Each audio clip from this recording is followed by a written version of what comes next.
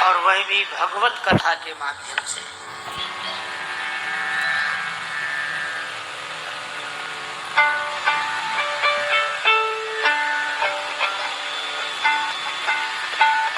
भगवत कथा के आयोजक जो परम श्रद्धालु बंधु हैं, मैं उनको और उनके पूरे परिवार को साधुवाद देता हूँ कि उन्होंने इस भव्य आयोजन को आयोजित किया।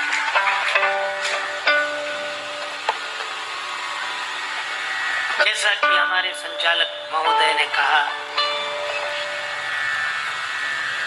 कि आज भारत के प्रधानमंत्री परम यशस्वी श्री नरेंद्र मोदी जी का जन्मदिन है।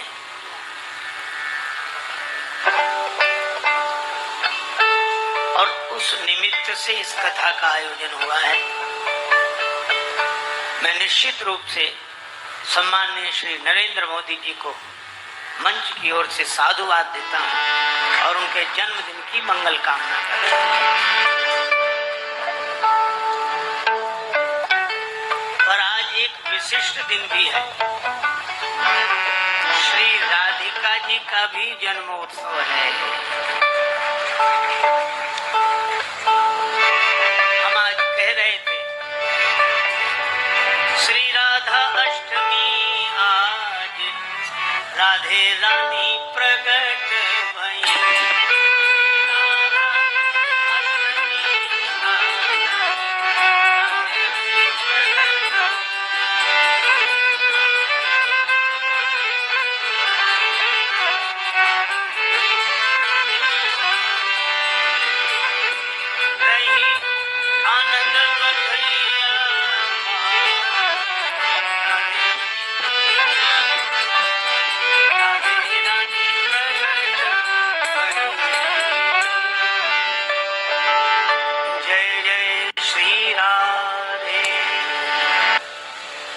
और मुझे लगता है कि इस भव्य कथा का आयोजन श्री नरेश गर्ग जी द्वारा और उनके परिवारीजनों की पावन श्रद्धा के कारण हुआ। उनको पुनः पुनः साधुवाद। जिनकी कृपा सो भई सुमति निहाल, पूज्य गुरु नर हरिदास की दया को फल, शिष्य को सुनायो जिन चरित्र सार।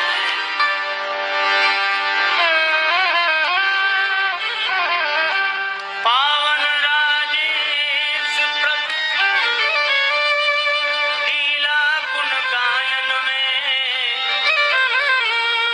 ठाम ठाम अंजनी कुमार की संभाल।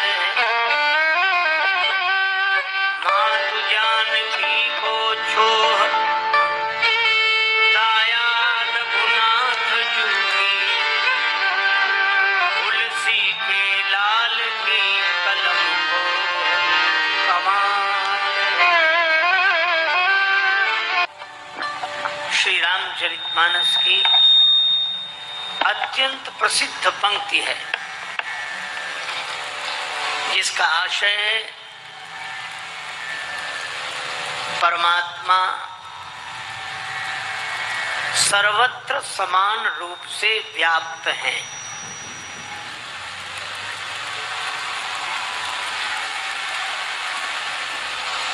ईशावास्यमिदं सर्वं यत्किंच जगत्याम जगत। जहां तक जगत है श्री हरि सर्वत्र व्याप्त हैं, किंतु यह ज्ञान है। सर्वत्र समान रूप से व्याप्त हैं, पर उनकी प्राप्ति प्रेम से होती है। प्रेम ते प्रगट हो ही मैं जाना। वैज्ञानिकों ने जाना कि पानी के फोर्स में बिजली है। ये जान लेना ज्ञान है, पर पानी से बिजली को प्रकट करना विज्ञान है। इसी तरह परमात्मा सब में है, यह जान लेना ज्ञान है, पर प्रेम से भगवान को प्रकट कर लेना, यही भक्ति का विज्ञान है।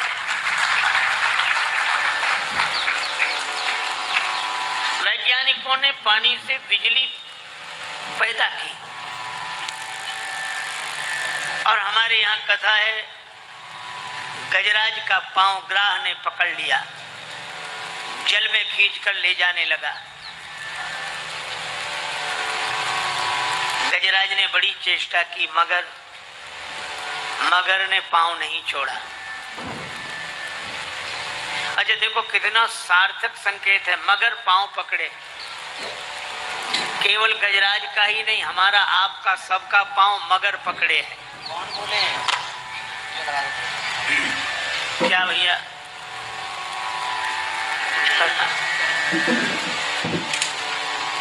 बस बस अब शांति से बैठ जाओ, है ना।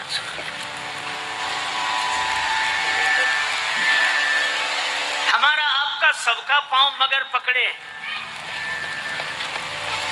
जो आज कथा में नहीं आ सके, सत्संग में नहीं आ सके, उनसे पूछो। आप आए नहीं, आप कथा में पहुंचे नहीं, तो वे क्या कहते हैं कि पहुंच तो हम जाते, मगर बोलो मगर पांव पकड़े है कि नहीं? हम तो सबसे पहले पहुंचते, मगर ये मगर पांव पकड़े हैं। और ये मगर बिना भगवान की कृपा के पांव नहीं छोड़ता। गजराज ने पुकारा तो भगवान जल में प्रकट हो गए।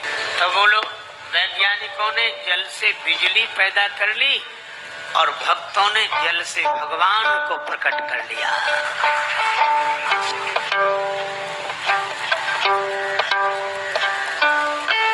अच्छा दोनों ही चीजें हैं,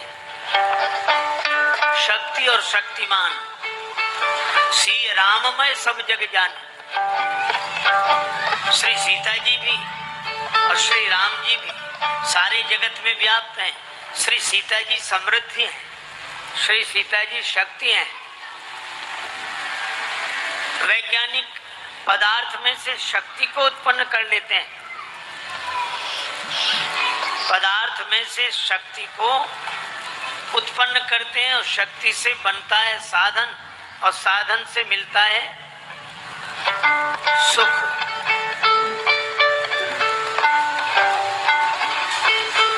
इन बालकों से कहो इधर थोड़ा शांत रहे, शांति से बैठो। है? बिल्कुल बिल्कुल आराम से बैठो। देखो पदार्थ से निकली शक्ति, शक्ति से बना साधन, साधन से मिला सुख और सुख से मिली साधन से मिली सुविधा, सुविधा से मिला सुख। लेकिन जिसने पदार्थ से परमात्मा को प्रकट किया,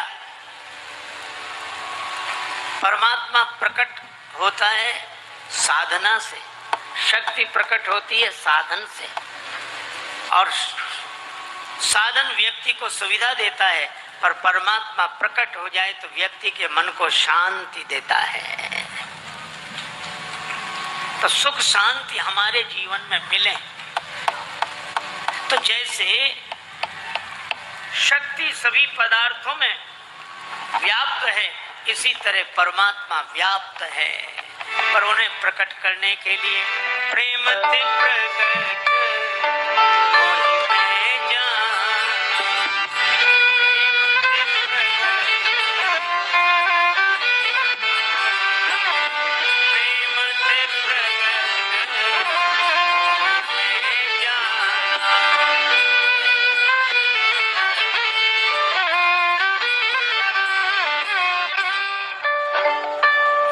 प्रकट में, नहीं बाहर में, नहीं आम में है, नहीं खास में है, न विरक्ति में है, न विलास में है। यदि प्रेम है तो प्रभु पास में है। प्रहलाद जी के पिता हिरण्यकश्यप ने पूछा भगवान कहाँ है, राम कहाँ? प्रहलाद जी ने उत्तर दिया सब ठाव है, सब जगह। तो क्या इस पत्थर के खंभे में भी? प्रहलाद जी ने कहा हाँ। और भगवान कहाँ? जहाँ भक्त की हाँ, भगवान वहाँ।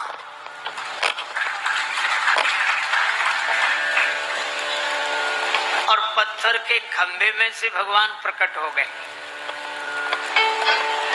प्रीत प्रतीत जगी तुलसी, तब ते सब पाहन पूजन लागे। जिस दिन से भगवान पाषाण के खंभे में से प्रकट हुए, उसी दिन से पाषाण प्रतिमाओं के पूजन की पावन परंपरा प्रारंभ हो गई। प्रेम ते प्रकट हो ही मैं जाना, लेकिन कठिनाई यही है, सूर घनेरे फिरे कन मांगत, तय पद सूर सो स्वाद कहाँ है, करताल मंजीर बजावती है, मीरा मतवारी सी याद कहाँ है। सिया राम कथा कितनों ने लिखी, तुलसी सरसी मर्याद कहाँ है, और नरसिंह बसे प्रतिखंबन में, पर काढ़िवे को प्रहलाद कहाँ है। भगवान आज भी पत्थर के खंभों में समाये हुए हैं, पर उनको प्रकट करने के लिए प्रहलाद जी के पावन प्रेम की परम आवश्यकता है, क्योंकि प्रेम ते प्रकट हो ही मैं। देखो महाराज दशरथ श्री अवध के राजा हैं। तुलसीदास जी महाराज कहते हैं, अवधपुरी रघुकुल मणि,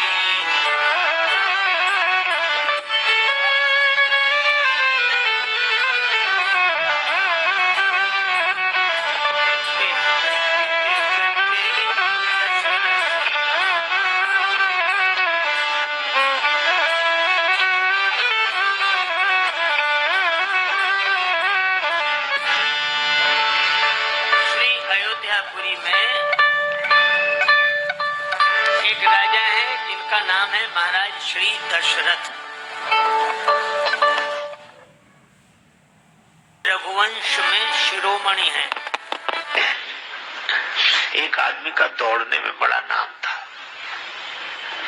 एक दिन एक रात को वह अकेला ही दौड़ता जा रहा है, दूसरे गांव में पहुंच गया। रात को 12 बज रहे तो भी वो चला जा रहा। लोगों जाग गए, कहाँ जा रहा भाई, ये तुम्हारे दौड़ने का समय नहीं है, रात का समय है और तुम इस समय दौड़ रहे हो। उसने कहा क्या बताऊं, घर में सो रहा था, चोर ने खटपट की आवाज की, मैंने ललकारा, चोर भागा, मैं पीछे। तो कहा दौड़ने में इतना नाम और चोर को अभी तक नहीं पकड़ पाया।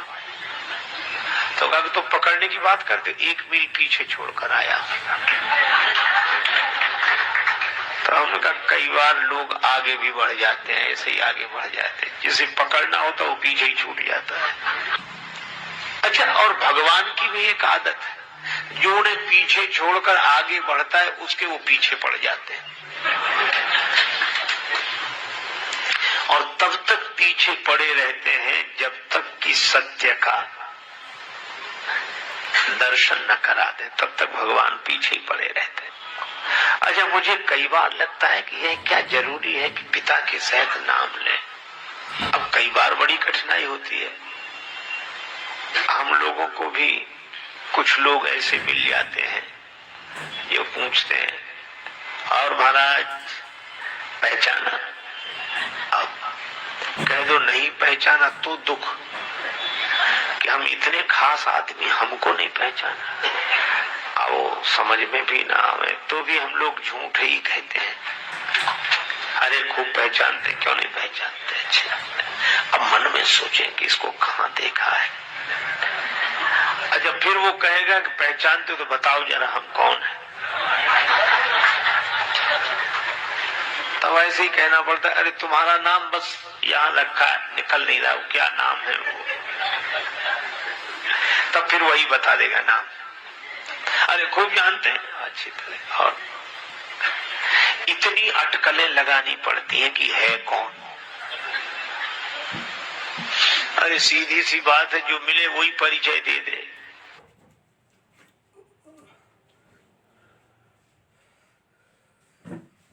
एक आदमी का हुआ विवाह, घर लौटा, दोपहर का समय, जून का महीना, माँ ने हृदय से लगाया, बेटा बहू को लेकर आया।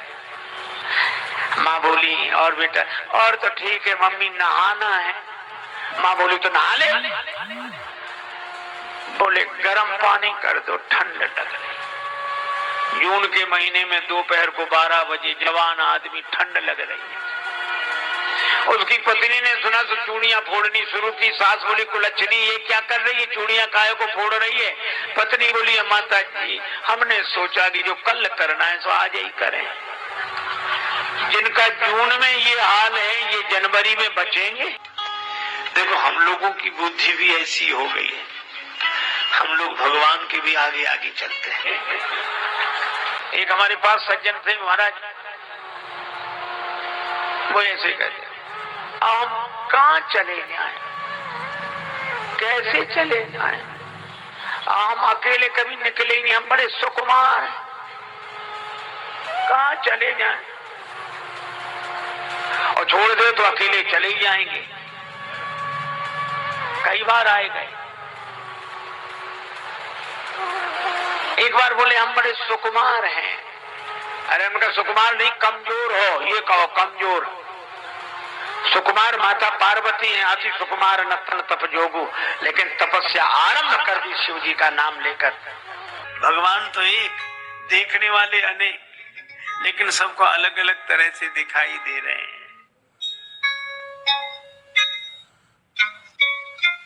श्री जनक जी और जनक जी के परिवार जन राम जी को देखते तो उन्हें लगता सजन सगे प्रिय लाग ही जैसे। यह हमारे संबंधी है। सहत विदेह बिलोकई रानी, तो शिशु सम प्रीत न जाए बखानी। भक्त देखते हैं उन्हें इष्ट देव के रूप में दिखाई देते हैं।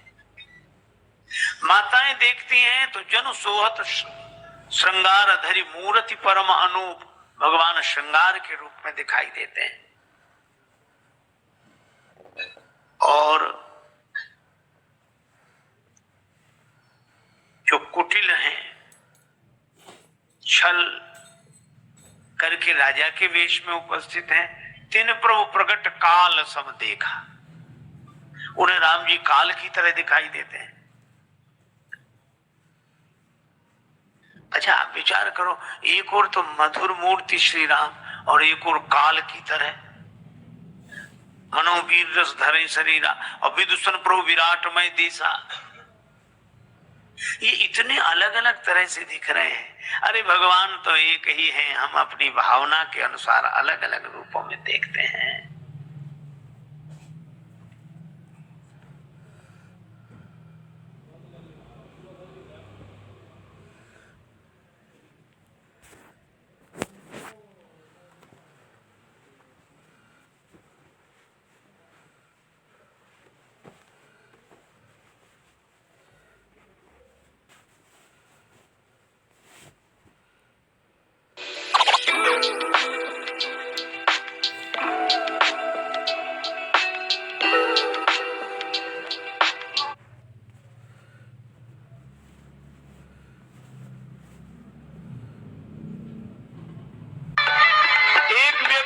भगवान शंकर का बड़ा नाम सुना था, दानी कहूं शंकर समनाही। सोचा उन्हीं से मांगेंगे। मांगने तो गया और जो शंकर जी का दर्शन किया बिना ही मांगे लौट पड़ा वहीं से दूर से। शंकर जी ने कहा क्या हुआ? बोले हो ही क्या सकता है, जा रहे हैं। बड़ा नाम सुनकर आए थे कि यहाँ जो मांगो सो मिल जाता। शंकर जी ने कहा कि अभी मांगा कहाँ है तू? बोले हालत ही देखकर समझ गए क्या मांगे। हरे भवन की जाने तो कपड़े भी नहीं, नगना मंगल भी, अब क्या मांगे? कवितावली में श्री तुलसीदास जी कहते हैं कि वह निराश होकर जाने लगा तो शंकर जी ने कहा मांगनो खांगनो देखी के नागो कहे। शंकर जी कहते हैं खांगनो देखी के नागो कहे। खांग रे खांग, मांग रे मांग, पर एक शर्त है क्या? जनी मांगी ये थोरो, थोड़ा मत मांगना, जो मांगो सको, जितना मांग सको, दानी कौन शंकर समनाए। भाग्य में न लिखा हो सुख तो शंकर भगवान दे सकते। भावियों में जी सकई त्रिपुरारी। अच्छा, ऐसी ऐसी युक्तियां शंकर जी की बात चली थी। एक बात सुनाऊं, काशी में एक ब्राह्मण थे, उनके संतान नहीं। ब्राह्मण दंपत्ति ने तपस्या की, भगवान शंकर प्रसन्न हो गए। क्या चाहते हो? महाराज आपकी कृपा से सब कुछ है, पुत्र नहीं। शंकर जी बोले पुत्र दो तरह के होते हैं, सुपुत्र और कुपुत्र। किस तरह का चाहते हो? कुपुत्र की उम्र लंबी होगी पर जीवन भर दुख देगा, सुपुत्र की उम्र कम होगी पर तुम्हें सुख देगा। ब्राह्मण ने कहा सुपुत्र ही दे दो। अब शंकर भगवान ने कैसी परीक्षा ली, बड़ा अच्छा पुत्र होगा, 5 वर्ष की उम्र रहेगी। अंतर्धान हो गए शंकर जी। अब ब्राह्मण सुखी भी और दुखी भी। बालक का जन्म उम्र पता थी, इसलिए परेशान। 1 वर्ष, 2 वर्ष, 3 वर्ष, 4 वर्ष, बालक की उम्र में 1 वर्ष शेष रहा। एक ज्योतिषी से पूछा कुछ हो सकता है? ब्राह्मण देवता ने कहा किसी सिद्ध संत का आशीर्वाद मिल जाए। तो सिद्ध संत कहाँ मिलेंगे? ब्राह्मण ने कहा इस झंझट में ही मत पड़ो कि कौन सिद्ध है कौन नहीं है, तुम तो सबको सिद्ध मानना शुरू करो, कोई ना कोई मिल ही जाएगा। संत संत है, बस ठीक है। और तुम सब में भगवान के भाव से प्रणाम कराओ बालक को। ब्राह्मण ने गंगा जी किनारे काशी में कुटिया बना ली, पुत्र को लेकर रहने लगे। जो रास्ते से निकलता बालक उसी को प्रणाम करता। नर नारी निकले जिते जुवा वृद्ध अरुबाल, गो गजबाज अनेक पशु सूकर स्वान श्रगाल, आवत देखे दूर ते जोरे दो हाथ, पुण्य प्रणाम सबको करत धरि धरि मही में मात। हथेलियां कड़ी हो गई, सिर पर चिन्ह बन गया। लेकिन भगवान की लीला बड़ी विचित्र। जब बालक की आयु में रहे 3 दिन शेष, बड़े भाग्य से ते ही मग सप्तऋषि की ओर प्रवेश। सप्तऋषि निकले, मुनिमंडल को महिमे पर के दुज बालक दंड प्रणाम किया। चिरजीवी भव चिरजीवी भव, ऋषियों ने आशीर्वाद दिया। सप्त ऋषि बोले चिरंजीवी भव चिरंजीवी भव चिरंजीवी भव।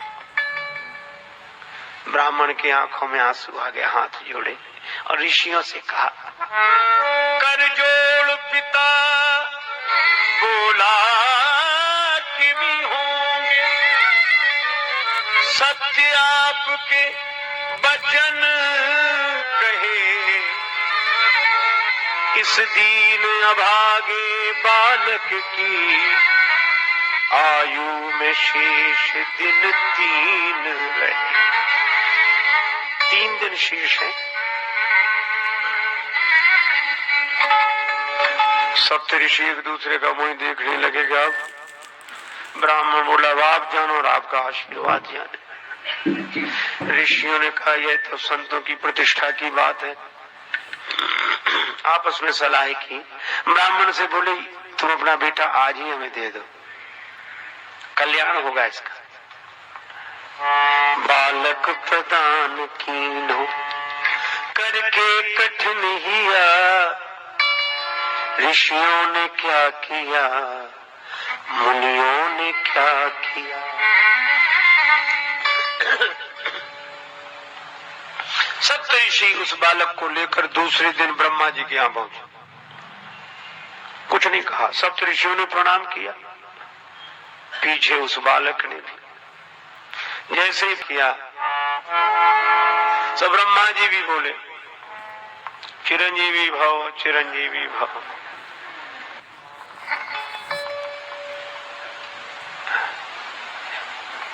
सुनि ब्रह्म वचन हंसी के मुनि मंडली चली।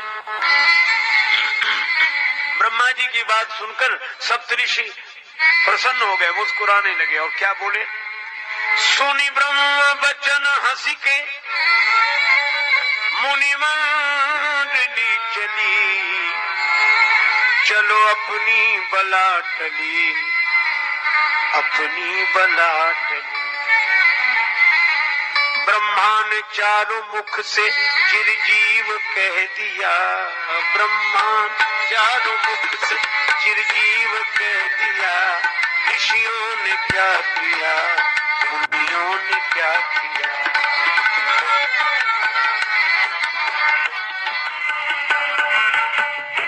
ब्रह्मा जी बोले क्या बात है? सप्तऋषि बोले इस बालक की आयु में 2 दिन शेष हैं।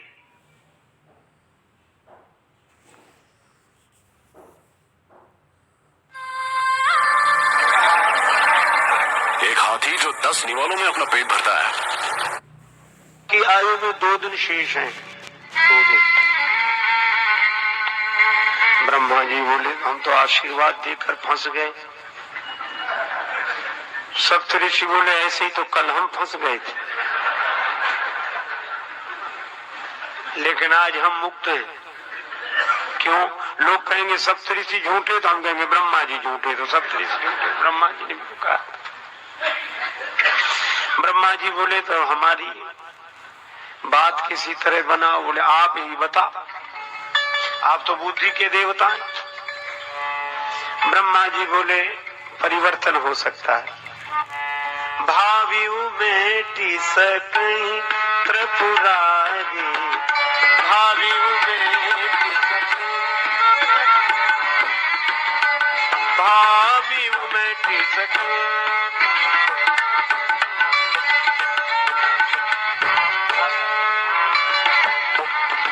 मेटी सकई सकई सकई। भावी शंकर जी मिटा सकते हैं। वही चलो। तीसरे दिन सवेरे सवेरे ब्रह्मा जी सप्तऋषि वह बालक शिवलोक में।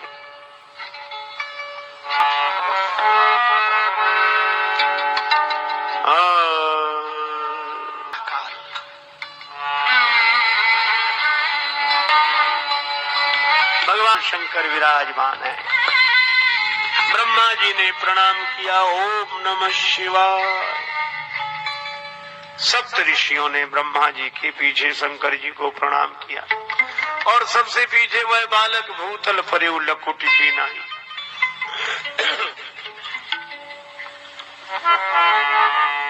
शिव ने विनीत हंस के मुख पंच से कहो,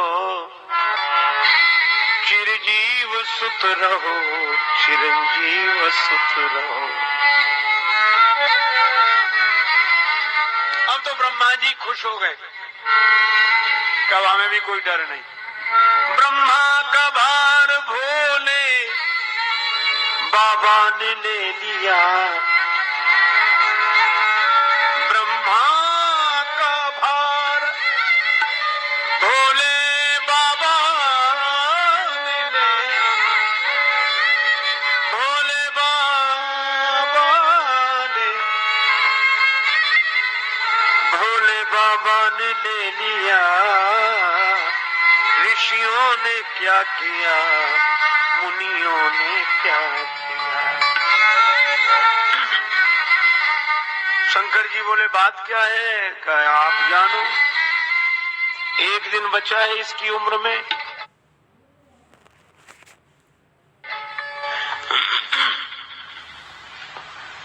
एक दिन शेष है। किसका बालक है? ऋषियों। ब्रह्मा जी बोले सप्तऋषियों से पूछो। सप्तऋषि बोले काशी के उस ब्राह्मण का। शंकर जी बोले यह तो हमारे ही आशीर्वाद वरदान से दिया हुआ पुत्र है। ब्रह्मा जी बोले तब तो और बढ़िया बात बन गई।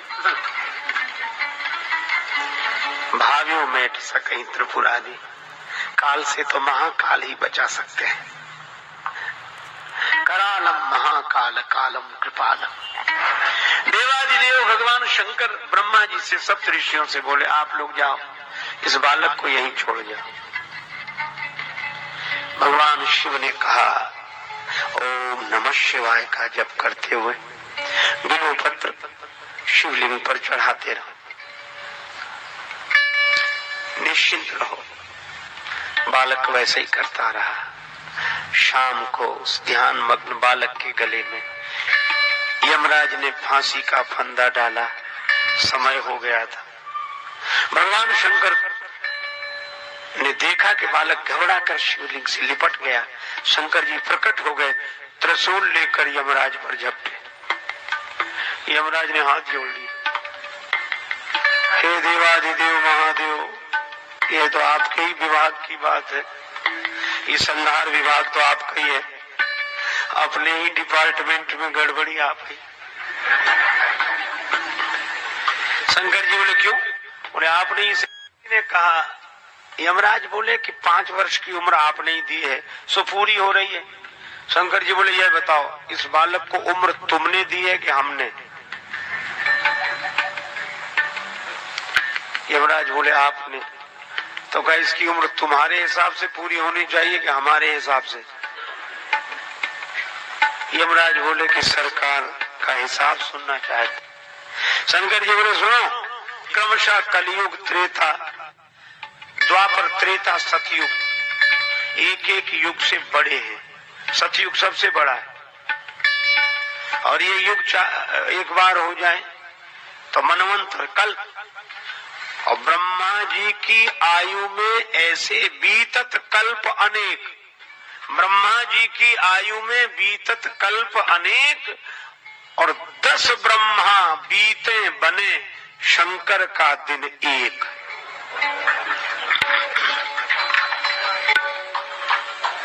ऐसे दिन के मास गिन, ऐसे दिन के महीने बना, और मासों के पुनि वर्ष, और ऐसे 5 वर्ष रहे बालक सुखी सहर्ष। यमराज ने कहा कि प्रभु, जब आपके एक दिन में 10 ब्रह्मा बदल जाते हैं तो यमराज कितने बदलेंगे इसलिए। और वह बालक अमर हो गया। महाप्रलय में भी उसका नाश नहीं होता, और वे यशस्वी ब्राह्मण पुत्र ही ऋषि मार्कंडेय के नाम से प्रसिद्ध हुए। मार्कंडेय